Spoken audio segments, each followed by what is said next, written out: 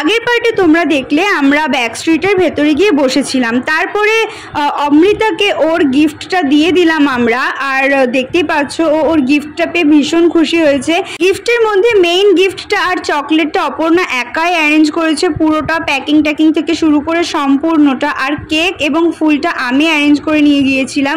পুরো গিফটটা পেয়ে অমৃতা ভীষণ খুশি হয়েছিল, বিকজ ও বলেছিল যে ওর বার্থডেতে এরকম ফুল পাইনি ও কোনোদিন, তাই জন্য আমরা এই পুরোটা অ্যারেঞ্জ করেছিলাম। যাই হোক, গিফট দেওয়ার পরে আমরা কেকটা কাটার জন্য সব রেডি করছিলাম। বেসিক্যালি আমার ভীষণ খিদে পেয়েছিল, তো কেকটা তো খেতেই হবে, সেই কারণে। বার্থডে কার সেটা ম্যাটার করে না, ম্যাটার করে কেকটা আমি যেন খেতে পাই। যাই হোক, সেই সুবর্ণ সুযোগ এলো যখন অমৃতা কেকটা কাটলো এবং ফাইনালি আমাদের খাইয়ে দিল। তো মুখলজ্জার খাতিরে ওকেও খাওয়াতে হয়েছিল, কিন্তু আমার স্বভাব তো জানোই, কেকের ওপরের বড় চকলেটটা সবসময় আমিই খাই। যাই হোক, এরপরে আরও কী কী মজা করেছিলাম, ওকে কী গিফট দিয়েছি, কী কী খেয়েছি, সেটা নেক্সট পার্টে বলবো। আজকের মতো এতটুকুই, বাই বাই।